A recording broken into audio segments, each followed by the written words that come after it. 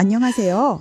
65 정혜입니다. 오늘도 제 목소리를 찾아주셔서 고맙습니다. 며칠 전 동네 공원 벤치에 앉아 있다가 참으로 기가 막힌 광경을 봤습니다. 평소 점잖기로 소문난 앞집 이씨 어르신이 아들뻘 되는 사내와 멱살잡이를 하며 울부짖고 계시더라고요. 내 집 내놔라 이 나쁜 놈아! 이씨 어르신이 평생을 바쳐 일군 아파트를 아들 장가갈 때 미리 물려줬는데 그 아들이 사업이 어렵다며 집을 담보로 잡혔다가 결국 경매로 넘어가게 된 겁니다. 그 눈물을 보며 제 가슴이 무너지는 것 같았습니다. 여러분, 우리 세대는 참 바보같이 살았습니다. 내 입에 들어가는 건 아까워도 자식 입에 들어가는 건 아깝지 않았고 내 노후보다 자식들 기 안 죽이는 게 먼저였죠. 그래서 가진 거 다 털어 집 사주고 미천 대주고 그러면 자식이 내 노후를 지켜줄 거라 믿었습니다. 하지만 현실은 어떻습니까? 부모 재산 미리 물려주면 고려장 당한다는 말이 괜히 나오는 게 아닙니다. 오늘 저는 여러분께 피눈물을 쏟으며 후회하는 노인들의 실제 사례들을 통해 왜 절대로 재산을 미리 물려주면 안 되는지, 그리고 내 마지막 자존심과 생명줄을 어떻게 지켜야 하는지 아주 처절하게 말씀드리려 합니다. 이 이야기는 여러분의 자식을 나쁜 사람으로 만들려는 게 아닙니다. 오히려 자식을 죄인으로 만들지 않고 여러분의 여생을 인간답게 지키기 위한 가장 지혜로운 전략입니다. 지금부터 제가 드리는 말씀 단 한 구절도 놓치지 말고 가슴에 새기시기 바랍니다. 1부, 효도는 셀프가 아닙니다. 증여와 동시에 변하는 자식의 눈빛. 첫 번째로 드릴 말씀은 인간의 본성에 관한 것입니다. 여러분, 자식은 남이 아닙니다. 내 핏줄이고 내 목숨보다 소중하죠. 하지만 돈 앞에서는 그 소중한 핏줄도 무서운 남이 될 수 있다는 걸 인정해야 합니다. 제 지인 중에 박 여사라는 분이 계셨어요. 남편 일찍 여의고 시장에서 장사하며 아들 하나 금지옥엽 키웠습니다. 아들이 결혼할 때 박 여사가 살던 빌라를 팔고 대출까지 얹어 아파트 전세를 얻어줬죠. 박 여사는 나중에 너희랑 같이 살면 되지 라며 아들 집 방 한 칸에 짐을 풀었습니다. 처음 몇 달은 좋았죠. 며느리가 차려주는 밥 먹고 손주 재롱 보고. 그런데 딱 1년이 지나니까 공기가 달라지더라고요. 며느리의 한숨소리가 커지고 아들은 퇴근하면 제 방으로 쏙 들어가 버립니다. 결정적인 사건은 박 여사가 거실에서 TV를 보던 날 터졌습니다.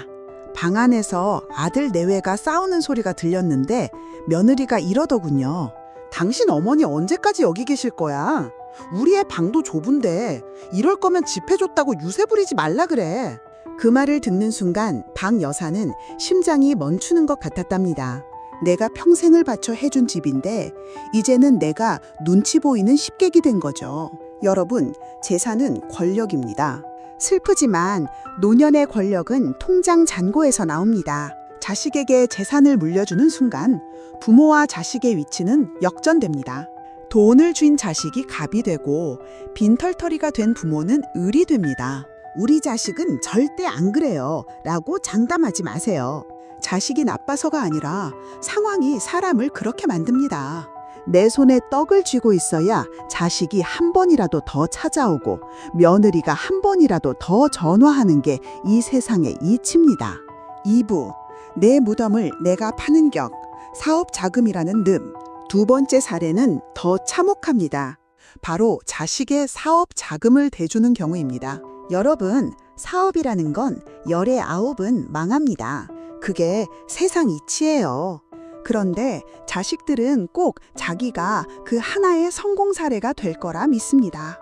그리고 그 믿음의 미천으로 부모의 노후 자금을 요구하죠. 아버지, 이번 사업만 터지면 제가 강남에 아파트 사드릴게요. 딱 이번 한 번만 도와주세요. 이 말에 안 넘어갈 부모가 어디 있겠습니까?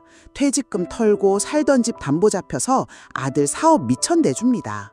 하지만 결과는 뻔합니다. 사업은 기울고 빚은 산더미처럼 불어납니다. 문제는 그 다음입니다. 사업이 망하면 자식은 부모를 원망하기 시작합니다. 아버지가 그때 더 안 도와줘서 망했다.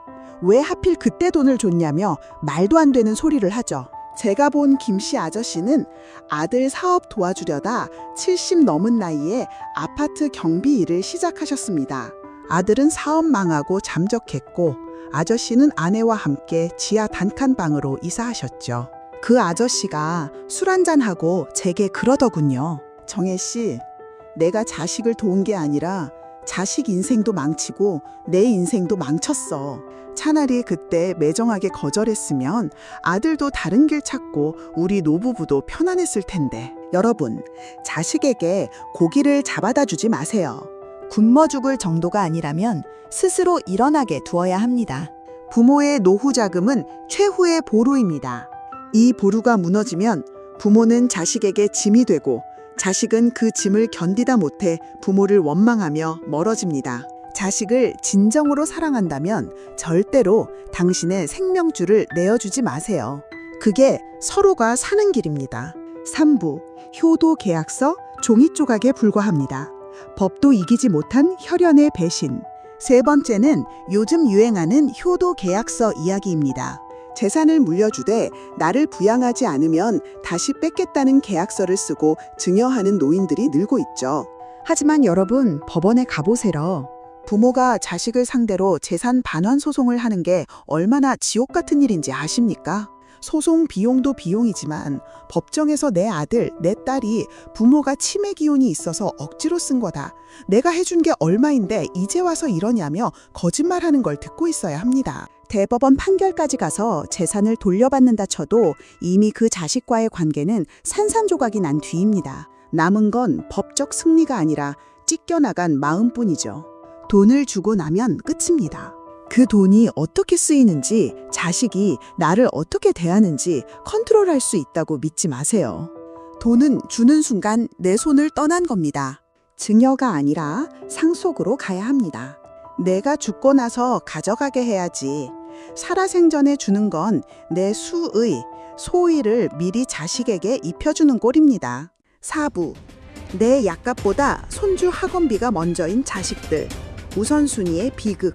여러분, 자식에게 재산을 미리 주고 나면 그 돈이 당신의 노후를 위해 쓰일 것 같나요?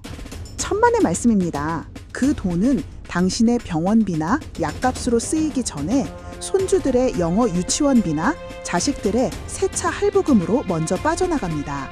제 고향 친구 수님이 이야기를 해줄게요. 수님이는 평생 식당 주방에서 일하며 모은 돈 3억을 아들 아파트 중도금으로 보태줬어요. 수님이는 당뇨가 심해서 한 달에 약값만 꽤 나갔고 가끔 무릎 수술도 해야 했죠. 그런데 아들네 집에 얹혀 살면서 수님이는 제 약값 10,000원 한 장 달라는 소리를 못했습니다. 아침마다 며느리가 어머니 이번 달에 애 학습지 비용이 올라서 생활비가 빠듯하네요 라며 눈치를 주는데 거기다 대고 나 무릎이 아프니 병원 좀 보내다오 라는 말이 입 밖으로 나오겠습니까? 결국 수님이는 아픈 무릎을 부여잡고 파스 한 장으로 버티다가 병을 키웠습니다. 자식들은 그 돈으로 해외여행 가고 골프 치러 다니면서도 부모의 아픈 몸은 나이 들면 다 그런 거다 라며 대수롭지 않게 넘깁니다. 여러분, 이게 남의 일 같으시죠? 아닙니다. 자식들에게 돈은 생존이 아니라 욕망을 채우는 도구가 되기 쉽습니다. 하지만 우리에게 돈은 생명 그 자체입니다. 내가 내 돈을 쥐고 있어야 내 몸이 아플 때 당당하게 병원 문을 열 수 있는 겁니다. 자식의 효심에 내 생명을 맡기지 마세요. 그건 너무나 위험한 도박입니다. 5부, 치매 부모보다 무서운 건 빈펄터리 부모, 간병의 현실. 5번째로 들을 말씀은 조금 잔인할 수 있습니다. 바로 간병에 대한 이야기입니다. 김병에 효자 없다는 말, 예전 어른들이 괜히 하신 말씀이 아닙니다. 그런데 요즘은 더 무서운 말이 있어요. 돈 없는 김병엔 자식도 원수가 된다는 말입니다. 요양원이나 요양병원 가보신 적 있으시죠? 거기 계신 어르신들 중에 누가 제일 대접받는지 아세요? 자식들이 자주 찾아오는 분? 아닙니다. 본인 명의의 재산이 있고 그 재산으로 최고급 간병인을 직접 고용할 능력이 있는 분들입니다. 자식들은 부모가 돈이 있으면 어머니 제가 모실게요 라며 서로 모셔가려고 경쟁합니다. 하지만 부모가 빈털터리에 병까지 깊으면 서로 전화를 피하며 이번 달 간병비는 누가 낼 거냐며 형제끼리 싸움만 납니다. 제가 본 한 어르신은 평생 자식들 뒷바라지 하느라 집 한 채 남기지 못하고 쓰러지셨어요. 요양병원에 계신데 자식들이 면회 오는 횟수가 점점 줄더니 나중에는 병원비가 밀려 요양병원에서 쫓겨날 처지가 됐습니다. 그 어르신이 멍하니 창밖을 보며 하시던 말씀이 아직도 귀에 선합니다. 내가 그놈들 대학 보낼 돈으로 연금이나 들어둘 걸. 내가 바보였지. 여러분, 자식들에게 짐이 되지 않는 가장 좋은 방법은 자식에게 돈을 주는 게 아닙니다. 내가 내 간병비를 낼 능력을 갖추는 것입니다. 돈이 있으면 자식은 당신을 귀한 부모로 모시지만 돈이 없으면 당신은 자식의 인생을 가로막는 장애물이 됩니다. 자식을 악마로 만들지 마세요. 당신이 돈을 쥐고 있어야 자식들도 끝까지 효자의 가면이라도 쓰고 당신 곁을 지키는 법입니다. 6부 황혼 이혼보다 무서운 건 황혼 무일푼 배우자와의 의리. 6번째는 배우자와의 관계에 대한 이야기입니다. 여러분, 자식에게 재산을 물려줄 때 꼭 배우자와 상의하시나요? 간혹 남편이나 아내 몰래 자식에게 뒷돈을 챙겨주거나 배우자가 세상을 떠나자마자 자식에게 모든 재산을 상속하는 분들이 계십니다. 제 친척 중에 한 분은 남편이 죽고 나서 아들이 어머니, 제가 모실 테니 아버지 남긴 상가 건물을 제 명의로 돌려주세요 라는 말에 덜컥 사인을 해줬습니다. 그런데 명의를 넘겨받자마자 아들은 태도가 돌변했습니다. 어머니를 시골집으로 내려보내고 본인은 그 상가 월세로 호의호식하며 살더군요. 노후의 가장 큰 의리는 자식과의 의리가 아니라 평생을 함께 고생한 배우자와의 의리입니다. 자식에게 미리 주지 말고 남편과 아내가 서로의 노후를 지켜주는 방어막으로 그 재산을 쓰세요. 둘 중 하나가 아플 때 자식 눈치 안 보고 서로를 돌볼 수 있는 여유, 그게 바로 품격 있는 노년의 완성입니다. 자식은 결국 자기 가정을 꾸려 떠날 사람입니다. 끝까지 당신 곁에 남는 건 배우자뿐이라는 걸 잊지 마세요. 7부 거절하는 부모가 존경받는 이유, 당당한 노후의 기술. 7번째는 거절의 미학입니다. 많은 부모님이 자식의 부탁을 거절하면 자식이 나를 미워할까봐 혹은 나를 안 보러 올까봐 두려워합니다. 하지만 현실은 정반대입니다. 해달라는 대로 다 해주는 부모는 자식 눈에 쉬운 부모, 당연히 주는 부모로 보일 뿐입니다.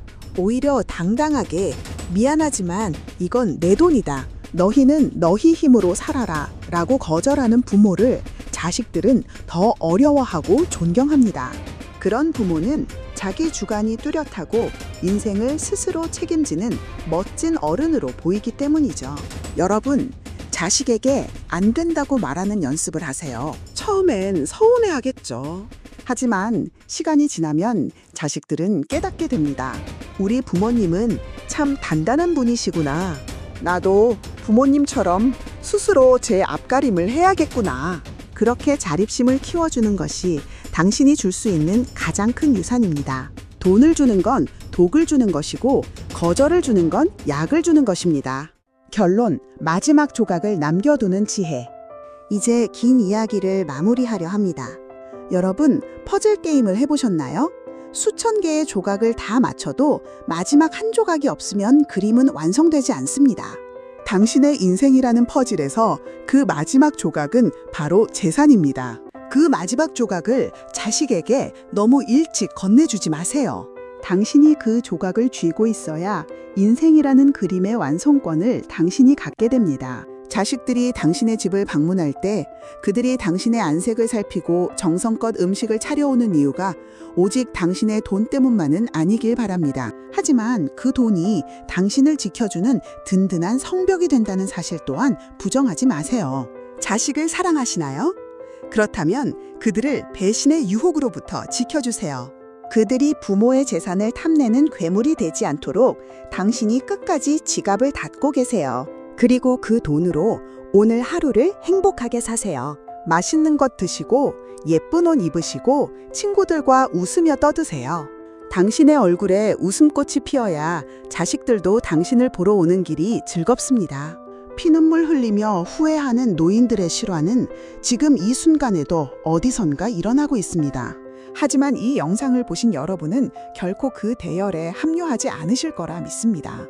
여러분의 노후는 비굴한 구걸이 아닌 당당한 축제가 되어야 합니다. 제 이야기가 여러분의 마음속에 단단한 성벽 하나를 쌓아 올렸기를 바랍니다. 이제 마음 편히 주무세요. 당신의 통장은 당신을 지키고 있고 당신의 용기는 당신의 자식을 지킬 것입니다. 지금까지 65정이었습니다. 긴 시간 함께 해주셔서 진심으로 고맙습니다. 다음에는 더 깊은 지혜와 따뜻한 위로로 찾아뵙겠습니다. 구독과 좋아요는 저와 같은 어른들이 더 당당하게 목소리를 내는데 큰 힘이 됩니다. 여러분 사랑합니다.